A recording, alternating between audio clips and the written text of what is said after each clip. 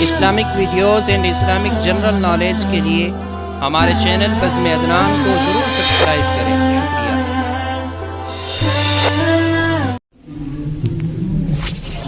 السلام علیکم ورحمۃ اللہ وبرکاتہ۔ سامنے آ گیا، سامنے کے صف کو پر کرتے ہوئے بیٹھے، پیچھے خالی جگہ چھوڑیں، سامنے خالی نہ چھوڑیں، سامنے کے صف کو پر کرتے ہوئے بیٹھے۔ آپ کا اللہ کے راہ میں ایک قدم اٹھنا بھی، یہ بھی قدم اٹھنا ہی ہے، اس میں بھی اللہ تعالیٰ نے اجر و ثواب کا انعام، اجر و ثواب رکھا ہے۔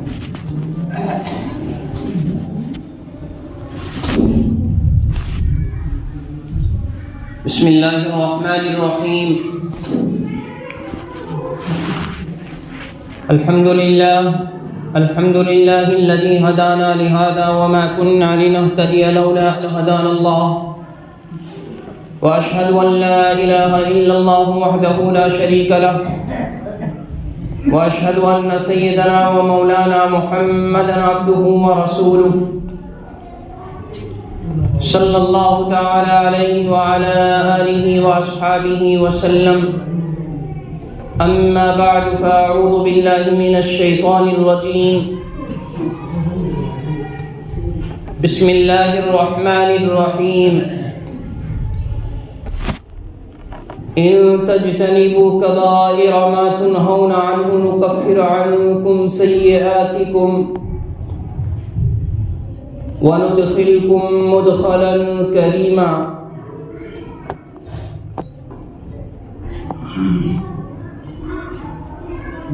صدق اللہ مولانا العظیم وصدق رسوله النبی الکریم، ونحن على ذلك لمن الشاہدین والشاکرین والحمد للہ رب العالمین۔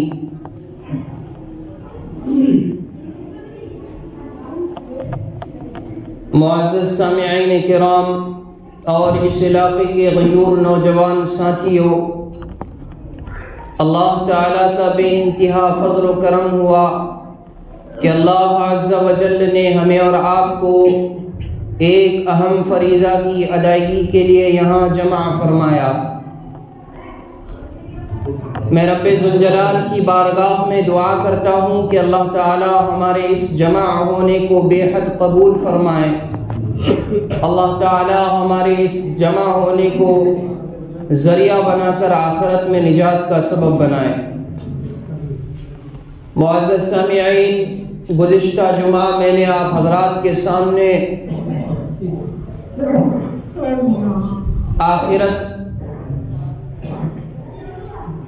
کا یقین رہتے ہوئے بھی آخرت کی تیاری ہم کیوں نہیں کرتے، اس بارے میں کچھ باتیں عرض کی تھیں۔ ساتھ ساتھ میں نے گناہ کی دو قسم کے تعلق سے کچھ باتیں آپ کے سامنے پیش کی تھی۔ معزز سامعین، ہم سب کو یہ معلوم ہے کہ گناہ دو قسم کے ہوتے ہیں، گناہ کی دو قسمیں ہیں، ایک کا تعلق اللہ کی ذات سے ہے اور دوسرا اللہ کے بندوں سے۔ ایک کو حقوق اللہ کہا جاتا ہے اور ایک کو حقوق العباد کہا جاتا ہے۔ جہاں تک حقوق اللہ میں کوتاہی کا سبب ہے اور حقوق اللہ کے کوتاہی پر معافی کا وعدہ ہے، اس میں بھی اللہ تبارک و تعالی نے تین شرائط رکھے ہیں کہ جو حقوق اللہ کو توڑے، اللہ کے ساتھ کوئی ایسی کوتاہی کرے، اللہ کے حکم کی عدولی کرے، اللہ تبارک و تعالیٰ کی بارگاہ میں اگر وہ توبہ کرتا ہے تو توبہ کے اللہ تبارک و تعالیٰ نے تین شرائط رکھے ہیں۔ کتنے شرائط؟ تین شرائط رکھے ہیں کہ اگر وہ بندہ گناہ اللہ کی ذات سے کرتا ہے، جس کا تعلق اللہ کی ذات سے ہے، اس گناہ کا تعلق حقوق اللہ سے ہے، تو پھر وہ بندہ بارگاہ سمدیت میں توبہ کرے اور توبہ کے ساتھ ان 3 چیزوں کو ملحوظ رکھے تو اس کی توبہ قابل قبول ہوگی، ورنہ اس کی توبہ قبول نہیں کی جائے گی۔ وہ 3 چیزیں کیا ہیں؟ نمبر 1، اس گناہ پر جو اس نے کیا ہے شرمندہ ہو، نادم ہو۔ نمبر 2، حال میں اس گناہ کو چھوڑے، ترک کرے۔ اور نمبر 3، آئندہ اس گناہ کے نہ کرنے کا عزم مصمم کرے۔ یہ 3 چیزیں ہیں جس پر توبہ قبول ہوتی ہے۔ اگر وہ بندہ سرسری طور پر یوں ہی توبہ کر رہا ہے، نہ اس نے گناہ پر نہ وہ نادم ہوا اور نہ ہی حال میں اس گناہ کو ترک کیا، چھوڑا، اور نہ اس گناہ کے چھوڑنے کا آئندہ کے لیے کوئی عزم مصمم کیا، اگر یہ 3 شرائط کو ملحوظ خاطر نہیں رکھتا ہے تو اس کی توبہ قبول نہیں ہوتی ہے۔ اس لیے اللہ کی ذات سے ہم سے جو کوتاہی، کمی، خطائیں ہوتی ہیں، ان گناہوں پر ہمیں چاہیے کہ ہم اللہ سے اسی طرح توبہ کریں جس طرح سے اللہ تبارک و تعالی نے توبہ کا حکم دیا ہے۔ اللہ تعالیٰ نے فرمایا یا ایھا الذین، 28ویں پارے کی آیت ہے، یا ایھا الذین آمنوا توبوا الی اللہ توبۃ نصوحا۔ اب یہاں پر توبۃ نصوح سے کیا مراد ہے؟ ایمان والوں کو یہ نہیں کہا جا رہا ہے کہ ایمان والوں توبہ کرو، صرف یہ نہیں کہا جا رہا، بلکہ ایمان والوں کو خاص طور سے یہ کہا جا رہا ہے جو ایمان میں داخل ہو گیا، جو کفر و شرک کی زندگی سے توبہ طائب ہو کر ایمان میں داخل ہوا، یا پھر وہ شروع سے ہی ایمان والا ہے، اسلام کے نقش قدم پر چلنے والا ہے، لا الہ الا اللہ کا اقرار اور اس کی تصدیق کرنے والا ہے، اس کو یہ کہا گیا کہ یا ایھا الذین آمنوا، اے ایمان والو تم توبہ کرو۔ کون سی توبہ؟ توبوا الی اللہ توبۃ نصوحا۔ اس چیز کو خاص طور سے اللہ تبارک و تعالیٰ نے وہاں کیا کیا؟ ہائی لائٹ کر دیا کہ جب تم توبہ کرو تو توبۃ نصوح کرو۔ توبۃ نصوح کیا ہے؟ کہ وہ آئندہ گناہ نہ کرنے کا عزم کرے۔ ایسا نہیں کہ ہم توبہ کر کے پھر، میں نے گزشتہ جمعہ میں کہا تھا کہ بندہ پھر وہ اس سے بڑا بے وقوف اور احمق کون ہوگا، کون بیٹا ہوگا کہ باپ اس کو یہ کہہ کر بازار بھیجے کہ بیٹا تو 1000 روپے لے کر جا، 100 روپے کے سامان لے کے آنا، تیرے سے کوئی حساب کتاب نہیں لینا۔ معلوم ہے کہ باپ حساب نہیں لے گا کیونکہ باپ کی شفقت و محبت ہے۔ اب وہ بندہ، وہ بیٹا اگر جائے بازار، باپ کی شفقت کو فراموش کرتے ہوئے وہ 1000 روپے خرچ کر کے آ جائے، تو میں نہیں سمجھتا کہ اس سے بڑا نافرمان بیٹا اور کوئی ہو سکتا ہے۔ باپ نے چھوٹ دے دیا، اس کا یہ مطلب ہرگز نہیں بنتا کہ حساب اس کا نہیں لے گا تو ہم 1000 روپے خرچ کر دیں، بلکہ باپ کی شفقت اور محبت کو، باپ کی مہربانی کو اس کو ملحوظ خاطر رکھنا ہوگی کہ باپ نے اس طرح کی شفقت کا مظاہرہ کیا ہے، باپ نے میرے ساتھ اس طرح کا معاملہ کیا ہے، تو میرے اوپر بھی یہ لازم ہے کہ میں بھی باپ کی فرما برداری اور اطاعت کروں۔ کیا کروں؟ میں بھی والد محترم کی فرما برداری اور اطاعت کروں۔ اللہ تبارک و تعالیٰ کے ساتھ بھی اسی طرح کا معاملہ ہے کہ اللہ تبارک و تعالیٰ نے دنیا میں چھوٹ دے دیا، اس کا یہ مطلب نہیں کہ اللہ کے حکم کو توڑ کر زندگی گزارا جائے۔ اللہ تبارک و تعالیٰ نے مغفرت کے وعدے رکھے ہیں، اس کا یہ مطلب نہیں کہ اللہ مغفرت کرنے والا ہے، غفور الرحیم ہے، تو ہم گناہ پر گناہ کرتے جائیں، بلکہ اس کا یہ مطلب ہے کہ اللہ غفور الرحیم ہے، اللہ اتنا مہربان ہمارے اوپر ہے، تو ہم اللہ کے حکم کو ہمیشہ پیش رکھیں گے، اللہ کی اطاعت اور فرما برداری کریں گے۔ تو گناہ ہو جانے کے بعد کیا کرنا ہے؟ کہ اس کے 3 شرائط جو اللہ کے ساتھ حقوق اللہ میں جو ہم سے کوتاہیاں ہوتی ہیں تو اس پر توبہ کی کتنے شرائط ہیں؟ 3 شرائط ہیں۔ نمبر 1، وہ آئندہ گناہ کرنے کا عزم حال پر، وہ شرمندہ ہو گزشتہ پر اور حال میں اس کو چھوڑے رکھے اور آئندہ گناہ نہ کرنے کا عزم مصمم کرے۔ یہ تو ہو گیا اللہ کے ساتھ۔ لیکن دوسری قسم کے گناہ جو انسان کے ساتھ انسان اکثر کرتا ہے وہ بندوں کے ساتھ کرتا ہے، جس کو حقوق العباد کہا جاتا ہے۔ حقوق العباد میں ایک چیز کا اضافہ ہے۔ کیا اضافہ ہے؟ کہ وہ تو اس طرح کریں گے ہی، یہ 3 شرائط تو اس کے ساتھ ہو گئی ہی اس کی توبہ کے ساتھ، لیکن اس میں ایک اور اضافہ ہے کہ جس بندے کے ساتھ اس نے یہ کام کیا ہے، جس بندے کے ساتھ اس سے یہ غلطی ہوئی ہے، کسی کا مال ہڑپ کر لیا، کسی کی زمین غصب کر لی، یا کسی کو گالی دے دیا، کسی کو مارا پیٹا، تو پھر اس پر یہ لازم ہے کہ ان 3 شرائط کے ساتھ 4تھی شرائط بھی ملائے کہ جس کے ساتھ یہ معاملہ پیش کیا، وہ کیا ہے، انجام دیا ہے، اس سے بھی معافی کا خواستگار ہو۔ اگر وہ بندہ اس کو معاف کر دیتا ہے تب تو اس کے گناہ معاف ہے، ورنہ اس کے گناہ اللہ بھی معاف نہیں کرتا ہے۔ یہ عام طور پر ہم اس چیز کو آج بلائے رکھے ہیں، ہم بندوں کے دل کو توڑتے ہیں، ہم بندوں کے ساتھ میں ہر قسم کے ظلم و ستم کرتے ہیں، ہم اللہ کے بندوں کو کیسے نہیں ستاتے، جیسے مرضی ہم لاچار، غریب، مسکین، بیوہ، یتیم کیا نہیں کرتے ہیں ان کے ساتھ، اور پھر سارے کام کو انجام دینے کے بعد اللہ کے سامنے دستے در ہاتھ کو پھیلا کر کے معافی مانگ رہے ہوتے ہیں۔ ارے میرے بھائی ایسا نہیں چلے گا، آپ نے پہلے اس سے معافی طلب کرنی ہے جس کے ساتھ یہ معاملہ کیا ہے۔ اگر وہ بندہ آپ کو معاف کر دے گا تب تو اللہ معاف کرے گا، ورنہ اللہ بھی آپ کو معاف نہیں کرے گا۔ یہ ہے حقوق العباد، جس میں ہم سے عام طور پر کوتاہی ہوتی ہے۔ اب اس کے بعد ہم سے ایسے ایسے گناہ سرزد ہوتے ہیں جس سے ہمارے اوپر ہم ہلاک و بربادی کے راستے میں ہیں۔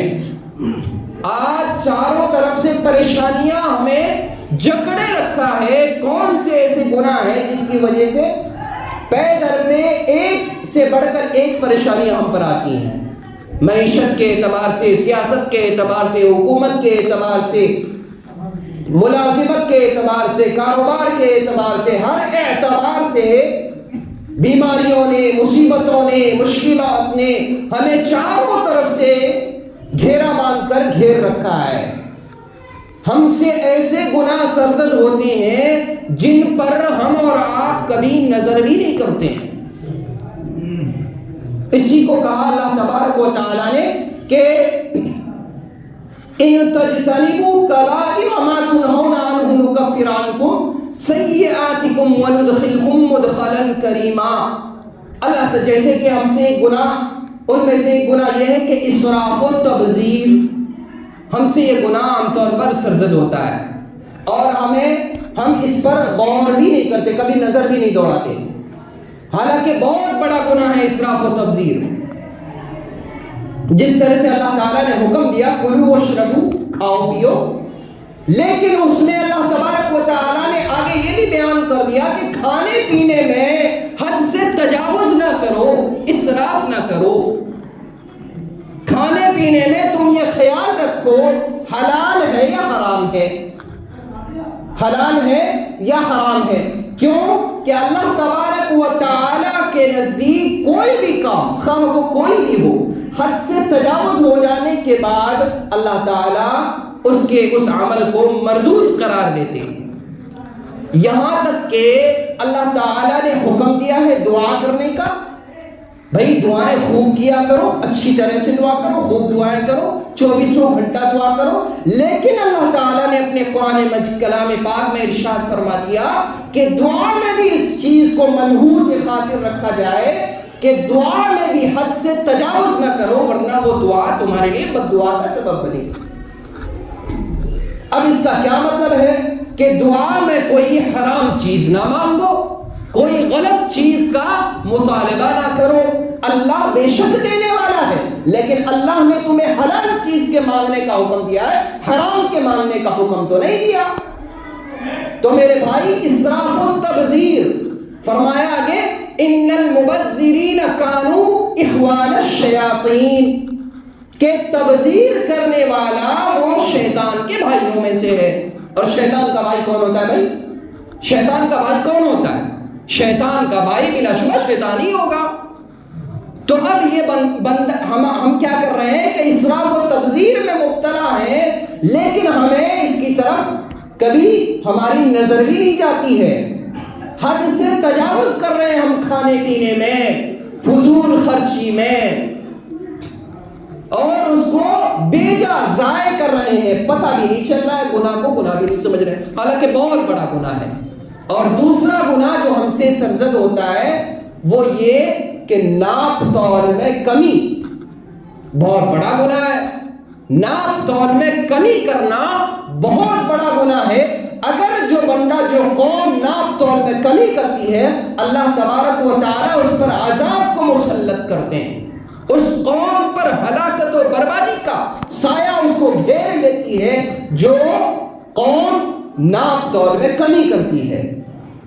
ناپ تول میں کمی کا یہ مطلب نہیں کہ ڈنڈی لے کے بیٹھ گئے، یعنی ترازو، کیا بولتے اس کو، ڈاری، جس کو ہماری زبان میں بولا جاتا ہے، ڈاری لے کر بیٹھ گئے، ایک پلہ جھکائے ایک پلہ اٹھائے. ناپ تول میں کمی کا صرف یہ مطلب نہیں.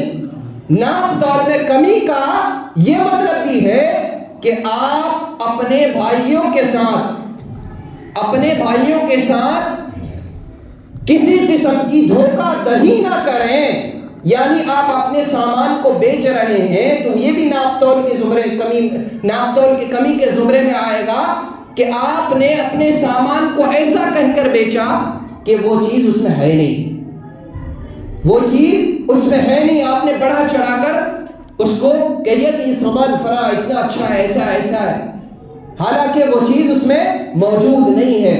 تو جو قوم ناپ تول میں کمی کرتی ہے، اللہ کا عذاب ان پر نازل ہوتا ہے. آج ہم سب اس گناہ میں بھی مبتلا ہیں، لیکن اس گناہ کی ہمیں فکر نہیں ہے. اور تیسرا گناہ جو بڑا گناہ ہے، ہم سے سرزد ہوتا ہے، وہ یہ کہ سود خوری، سود بیاج کا مسئلہ، جس کو ہم گناہ بھی نہیں سمجھتے ہیں. انشاءاللہ تفصیل سے اس بارے میں بتایا جائے گا کہ سود کیا چیز ہے. من جانب اللہ، اللہ کی طرف سے اس بندے کے لیے جنگ کا اعلان ہے جو بندہ سود لیتا ہے یا سود دیتا ہے. اب مجھے یہ بتائیں، آپ اپنے دل پر ہاتھ رکھ کر، جس کے جنگ کا اعلان خود اللہ تبارک و تعالیٰ کرے، بھلا اس کی ہلاکت و بربادی میں کوئی اور بات بچ جاتی ہے؟ جی کوئی اور بات بچتی ہے جس کے جنگ کا اعلان خود اللہ کرے؟ یہ بھی ہمارے درمیان عام ہے. تھوڑے سے نوٹ کے آ گئے ہمارے جیب میں، بس ایسے کام میں ملوث ہو جاتے ہیں کہ ہم اپنی دنیا کے ساتھ آخرت کو بھی برباد کر لیتے ہیں اور ہمیں پتہ بھی نہیں چلتا ہے. اس لیے میرے بھائی اور بھی بڑے گناہ ہیں کئی. انشاءاللہ آئندہ جمعہ وہ باتیں آئیں گی جس میں ہم اور آپ مبتلا ہیں اور ان گناہوں کی طرف ہماری کبھی نظر بھی نہیں جاتی ہے. اگر ہم ان گناہوں میں مبتلا ہیں، خدا کے لیے یہ ہلاکت و بربادی جو آج ہمارا مقدر بن گئی ہے، چاروں طرف سے ہم حالات کے چکی میں پسے جا رہے ہیں، پسوائے جا رہے ہیں. یہ ان گناہوں کا، یہ بڑے بڑے گناہ جس پر ہم نظر نہیں کرتے، اسی کا نتیجہ ہے، اسی کا خمیازہ ہم بھگت رہے ہیں. اگر ہم ان گناہوں میں مبتلا ہیں تو اللہ کے واسطے ہم اپنے اللہ کی بارگاہ میں سچی توبہ کریں. توبہ کیسی کرنی ہے بھائی؟ آج نہیں، صرف آج کے لیے نہیں، بلکہ اس گناہ پر مکمل طور پر جس طرح سے توبہ کا حکم، جیسا کہ میں نے شروع میں بتایا، اس طرح سے اللہ کے سامنے توبہ کرنی ہے. انشاءاللہ پھر آپ خود دیکھیں گے کہ حالات کیسے صحیح ہوتے ہیں. کریں گے انشاءاللہ. اللہ سے دعا کرتا ہوں کہ اللہ تبارک و تعالی ہمیں ان گناہوں سے بچنے کی توفیق نصیب فرمائے. اللہ تبارک و تعالی ہمیں کہنے سننے سے زیادہ عمل کی توفیق نصیب فرمائے. وآخر دعوانا ان الحمدللہ رب العالمین. جو حضرات سنت نہیں پڑھیں وہ سنت پڑھ لیں.